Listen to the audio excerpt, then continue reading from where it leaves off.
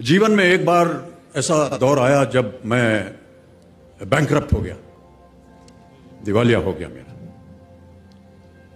मेरी बनाई हुई कंपनी घाटे में चली गई, करोड़ों का कर्जा चढ़ गया, मेरा व्यक्तिगत बैंक बैलेंस जीरो यानी शून्य हो गया।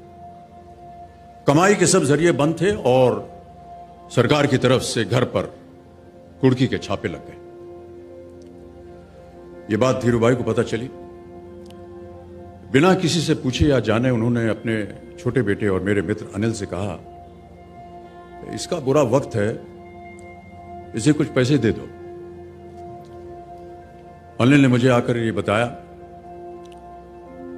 देवी और सज्जनों, जितना वो देना चाह रहे थे उससे मेरी सारी दुविधा और परेशानियां खत्म हो जाती। उनकी उदारता पर मैं भावुक हुआ, लेकिन मुझे लगा कि मैं उनकी उदारता को स्वीकार न कर पाऊंगा। ईश्वर की कृपा रही और कुछ संकट के दिनों के बाद समा बदला, काम मिलना शुरू हुआ और धीरे धीरे मैं अपने सारे कर्जे उतार पाया।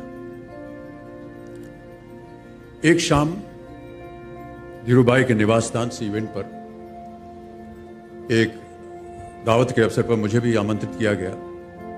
तो ऊपर लॉन में एक तरफ धीरूभाई एक बड़े से मेज पर अपने कुछ मित्रों, बड़े फाइनेंशियल और कॉर्पोरेट वर्ल्ड के दुनिया के दिग्गजों के साथ बैठे हुए बात कर रहे थे। मुझ पर नजर पड़ी तो मुझे बुलाया और कहा, यहां मेरे साथ बैठो। मुझे बड़ा अजीब लगा। मैंने क्षमा मांगी और कहा, मैं उधर अपने मित्रों के साथ बैठा हूं, वहीं ठीक हूं। उन्होंने जिद की और बैठा लिया मुझे। फिर अपनी उस दिग्गजों की महफिल में उन्होंने कहा,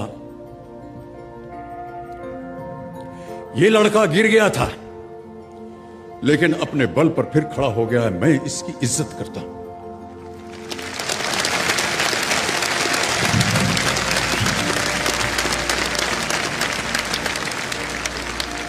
उनका ये व्यवहार और उनके वो शब्द मेरे लिए उस धनराशि से हजारों गुना ज्यादा मूल्यवान थे, जितना कि वो मुझे मेरी संकट से बाहर आने के लिए, देने के लिए तैयार थे। ये उनका व्यक्तित्व।